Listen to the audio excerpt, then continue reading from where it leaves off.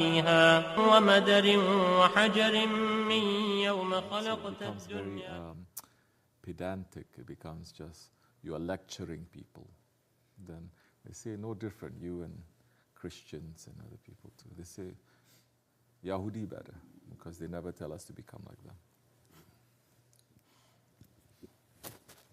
So I was reflecting upon that, and Yes. you know, Yes, since then, bruh. Yes, good. Okay, very good.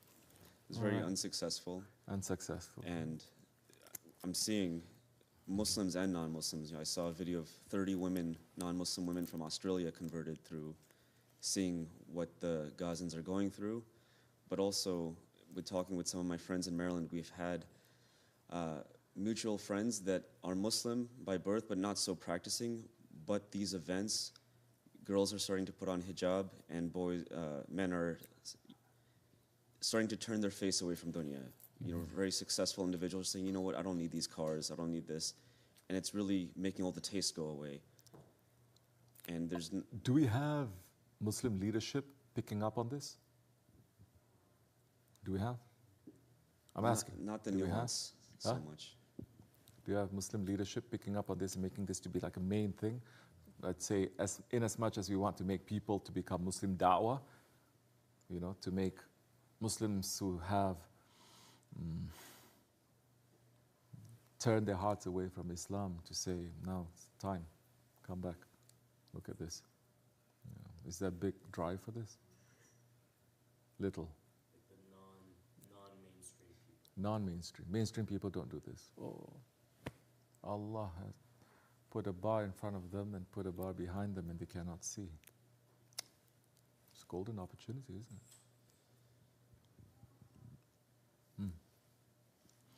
I don't know. We don't know. We're very stupid. We're very weak. We don't have nothing. The people are very powerful. They're very smart, Yani. So what can we say? It makes me think of how in the past, armies that came to destroy Islam, their children all converted. And we see, you know, so many Jewish people in this country are being arrested and fighting, and they really don't need to. You know, they're being ostracized in their community for standing up for the people of Gaza. And then the Muslims whose hearts are changing, and then the non-Muslims who are converting. Right. It's my question is, us Marids living here in this country, what lessons can we take from this, and how can we not forget about this when the time does pass, that we can keep this in our life? What you're doing now is what you're going to do tomorrow. What you do tomorrow is what you're always going to do. If this becomes normal, if this becomes a thing for you, if you put it inside, you start doing this, and you step on your ego and you say this is one of the things, then it will always be. I said there in the khutbah that this is not the first time. I know they mentioned Salahuddin Ayyubi, but before that, let's say the first full-scale, let's say, massacre of believers, let's say, barring the, let's talk about massacre, barring wars. This is massacre, right? Where Zulm with a huge force and believers with a small force, and the Zulm comes down hard on them to finish them off. It's Karbala, correct? Yes. Karbala. Right. Who remembers Karbala these days? Oh, if you remember, you're Shia. If you remember, just remember about Karbala. Don't bring it into today. As the saints, they say Karbala is happening every day. Don't talk about Karbala here. Don't talk about Karbala last year. Don't talk about Karbala in 1947. Don't talk about Karbala in 1967. Don't talk about Karbala when the Ottoman Khilafat was. Don't talk about that. When you study Islamic history, study it as a museum piece that has no relevance to your daily life, no relevance to the future, no relevance to the present. That way you can make everyone to sleep. You understand? This is boring. Why you have to learn this? This is a Shia thing. This history. It's nothing to do with us. Everybody knows how to say. Those who don't learn from history, they are condemned to repeat it. We know this. I don't want to repeat those words, they're not. But the truth is there.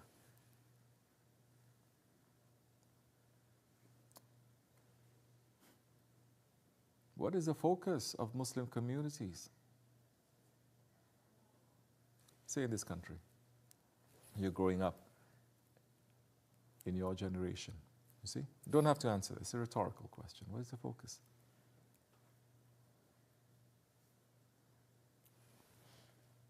There's Karbala, there's Palestine, there's Gaza, there's Kashmir. There's, what else? Amongst the Uyghurs, there's Rohingya. It goes on and on and on, yes?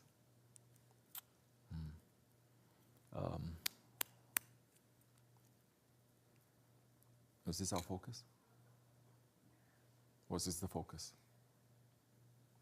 For my generation, your generation, other preceding generations. What? But the Gaza massacre has been happening, yes? What makes this different now? Unfortunately, what makes it different is just because more people know about it, yes? Through social media. Correct or no? Okay. More people know about what? About the massacre of the Muslims. More people. Who? Non-Muslims. They know about it. Have Muslims always been aware of this situation? Yes. Yes? We're aware of this situation, of the massacre of Muslims, since, let's say, 67, 48, not only in that era, but so many. We know about this.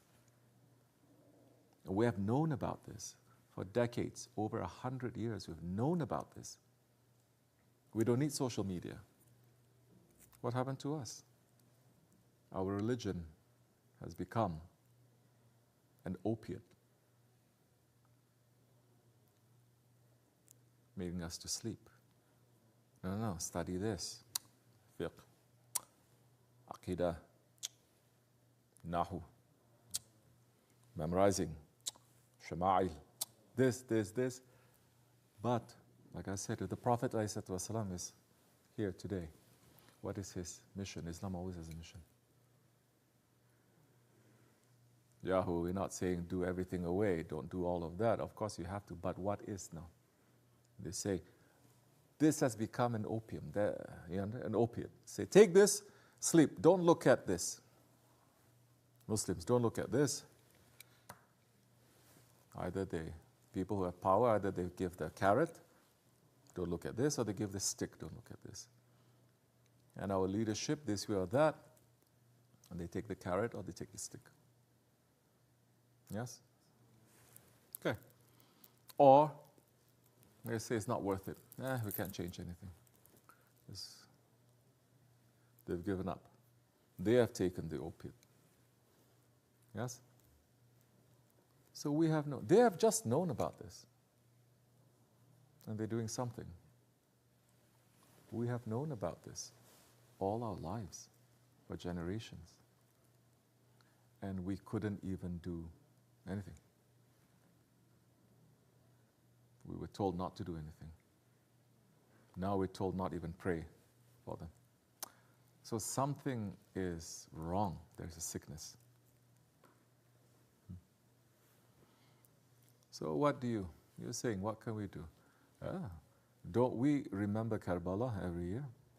And do we remember it as just a historical event? Oh, they're going to whip us, oh, Ya Hassan, Ya Hussein. Are we just going to do that? Or are we going to say, look, it's happening now. And where? Close to us. Where? In our countries. Where? In our neighborhood. Where? Inside of us. So easy to say, oh, Yazid, Hussein, Ya Hussein. But we're taking the teachings of our mashayikh to say, look to the Yazid inside of you. Your Yazid inside of you is killing the Hussein that is inside of you. Everything comes back to the heart. If the heart is diseased, everything is diseased. Now they're doing everything but looking at the heart. Something is wrong. And when looking at the heart is not, oh, make more zikr. Looking at the heart is just talking about the metaphysics of the heart. Al-Ghazali is this and this treatise is this. No. Looking at the heart as if you are serious about getting your heart physically to be examined by a doctor, right? Do you have to like that doctor? Do you have to say, I only like good-looking doctors, or this kind of doctors, or this kind? You don't care. You just want the person with skill, and the person is going to say like this, are you going to argue? No, you're not going to. And the doctor says, you have to do this, you have to do this, you have to do this. Even if you don't like it, you take it, because you know this is about matter of life and death. Yes? Do we have that kind of faith, that kind of connection, that kind of belief that such doctors of the heart, they're necessary? Or do we want more doctors of the heart to have more singing, more dancing, more lectures? And the doctors of the heart will tell you, you are going to die if you keep doing that. They will wash you up if necessary. And if necessary, they will cut you up. Yes? But when there are doctors of our hearts, like our mashayikh, who are doing that, just talking or washing up, they say, oh, this is not Sufism. Sufism is love. This is weird. They are washing up. Astaghfirullah. No, not at all. Sufism is very gentle. It's being nice. It's this. Something is wrong. No. Who is listening? Shaykh Maulana, is this the first time we're saying it? No. We're repeating what our shaykhs have been saying. Now, I'm going to say it close to 100 years now. He's been saying it since the 60s, 50s, 60s, 40s. That event that happened during Shaykh Maulana's time. No?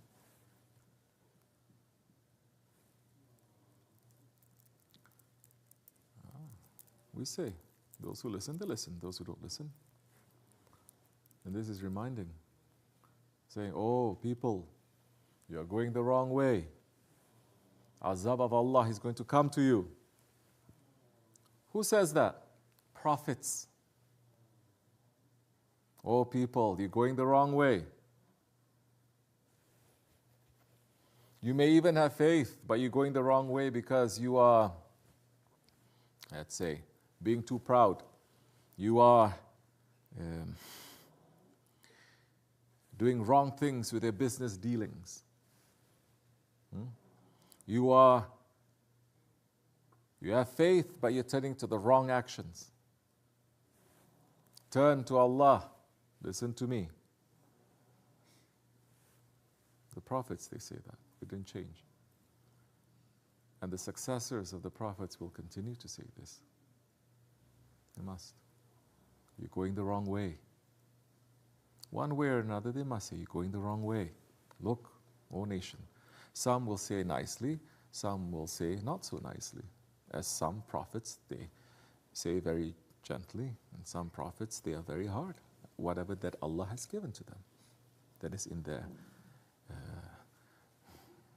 in their nature.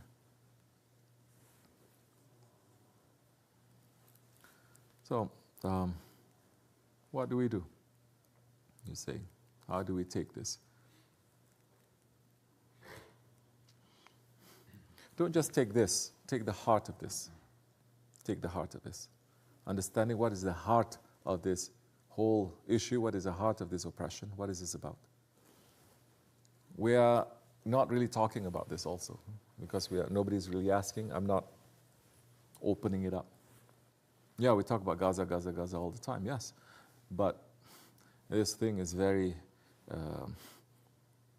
it's also very complicated. How did it come to a situation where the Holy Lands that has been in Islamic hands for how long? Since Hazrat Umar. Give or take, let's say 200 years Crusaders had us. It's less than that, I think. It's about 100 years, right? Since the time. How did this fall into non-Muslim hands to begin with? Who were the Muslims that carried the torch of the Prophet and held these lands together? And who are the Muslims who said, we want a new world order. We don't want this new world order. All of that. We will collaborate with modern people who are not shackled by religion. Modern, scientific people. We can live in new world order. We can all live peacefully, so they say. Nobody is asking. So there's a lot of things to understand. How do we come to this situation? What happened? So now, I want you to try to approach, to think about these things, not just emotionally also. Yes, the khutbah is talking about heart. Yes, that's basic level. But beyond that, you have to go deeper. You have to understand. You must think. That is an order from Allah. Why don't you think? These are for men of understanding. We must now understand how do we come to that situation. The non-Muslims, they're understanding the power of faith. That is their understanding. The Muslims' understanding must be something else. Yes, it is the power of faith, yes, but it must also be, how did we come to this point where our leaders are hypocrites? Who elected them? How did they? You must ask, where are the voices that dig a little bit deeper, just scratching the surface? None. In fact, they say, don't look. Don't scream, don't shout, don't do anything. Just accept. Something is wrong. So now, but you must look, now once you get the heart of it, then you understand, then you can take what is for you for this. You can teach your children what is for you. This is what happens when this happens. This is what happens when this doesn't happen. This is why we need this. This is why we don't need this. You understand? Those are the things that we can take. Now we hold on more firmly. Because now our belief is not just for personal salvation and go to Jannah. Our belief is to fight against batil. A mission. No mission, Muslims. No mission. Ummah, no mission. Mission is what? Pursuit of happiness. That's all. Pursuit of pleasure. Hubub dunya. That the Prophet ﷺ says, I fear for my ummah, even more than Dajjal. Hubub dunya. And didn't we see that in Islamic history? Didn't we see that? When the nation becomes great and we cannot even imagine the heights of wealth. Let's say that in the Timurid sultanates, we cannot even understand the wealth that, let's say, the Ottomans had or the Abbasis they had. We cannot imagine. And they did it with faith, with Islam, with a system that is not controlled by a new world order. Islam dictated it. They were a superpower. Yet, when there was hubub dunya, divine smack came down fast and hard on them. Yes? Hubub dunya. So now, you must look at that. How did we come about? What are the causes? What happened? What didn't happen? What caused us to be? Then you can take something. It's not just an emotional response about it. Only.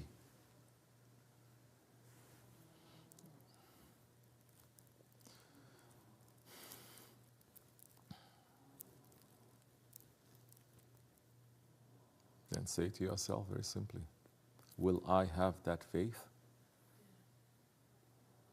When that test comes to me, I must. Don't say, oh, I cannot. Everybody, when it comes to some little test, say, oh, no, I'm the weakest. I'm the lowest, I cannot. No. We are believers. You must say, Ya Rabbi, with your help, I must. Even if there's one person who is going to, just one person in this whole world who's going to declare that he's on the way of haqq, let it be me, Ya Rabbi.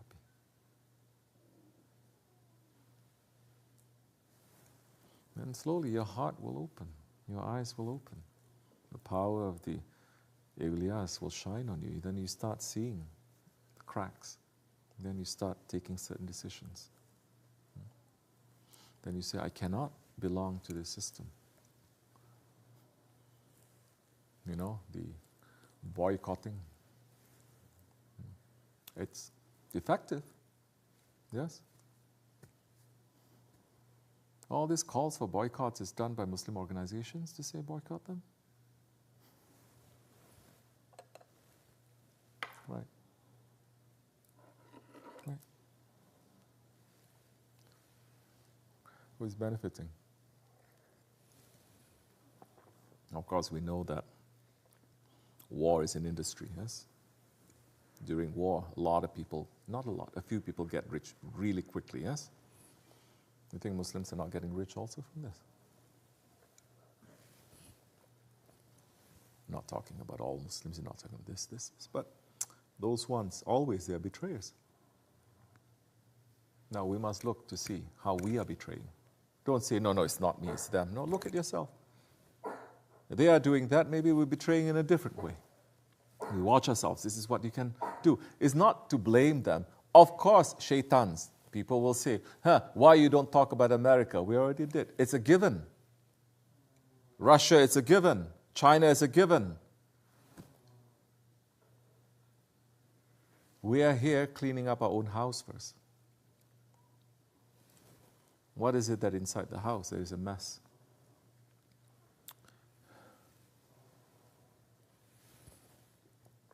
Of course, there are sincere people. So many sincere people amongst the Muslims. Of course, there are. They're doing something. Some leaders, they're trying. Yes, it's a given. Then there are those that were given that power and that authority and that platform, and we see they're not moving. Why? We can understand if you come from regimes with a big stick and the scholars cannot say anything. In which case, then you lose the title of scholar. That the sheikhs, they cannot say. Then you lose the title of sheikhs. You lose. Don't say you're representing Islam that time. You're representing the government, yes, but not Islam. Al-Haq. We understand that. But what about those ones coming from the land of the free and the home of the brave? What excuse we got? When Shaykh Effendi was hitting hard about, governments and even America and things like that, other countries could not understand how in America you can speak freely. They say, he even condemned his own government and they didn't do anything. He must be a CIA agent, they're saying. But, there's America. Of course there are conditions. We're not inciting any violence. We're not inciting nothing. We are free to express our opinion, yes? And if you think this is something, you should listen to what the non-Muslims are saying about this situation. What heart they have. Now, if you want to follow the non-Muslims, follow in that at least. With that heart that they are talking, follow in that. But you follow in other things, every other thing that they are doing. You love their coffee, you love their lifestyle, you love their TV, you love everything about that. But that, when it requires struggle, you don't follow that. So you're doing everything for ego. Very wrong. So this is what we have to do. And then go back in your life how we had actively or inactively supported Zoom or that kind of a thinking, and then ask for forgiveness. You understand? To go back and to review our life and say, Ya Rabbi, then you can take something from that. Then make sure how you explain the children this. Maybe they're just seeing but they're not feeling because they're too young. How do we talk about this? For us as a dargah, let's say, every opportunity really, our sheikhs will talk about the cruelty of the Ahir Zaman. Not only Karbala, not only Hajj, not only Qurban. Every opportunity, they talk about the Zoom of the Ahir Zaman. And we're not just talking, we're trying to do something. What by saying? Trying to simplify our lives. If the unbeliever can say, I don't believe in this government, I don't believe in this, I'm going off the grid. And they do that. And they're left alone. Even those ones with guns, they say, not from these cold, dead hands. They used to write that on the houses over here, right? And nobody touches them. We have Allah and we are scared, We fear. That means we don't have faith to do something. But we must try, inshallah. You understand? Then you are not going to forget so much. وَمِنَ اللَّهُ تَوْفِيقَ الْفَاتِحَةِ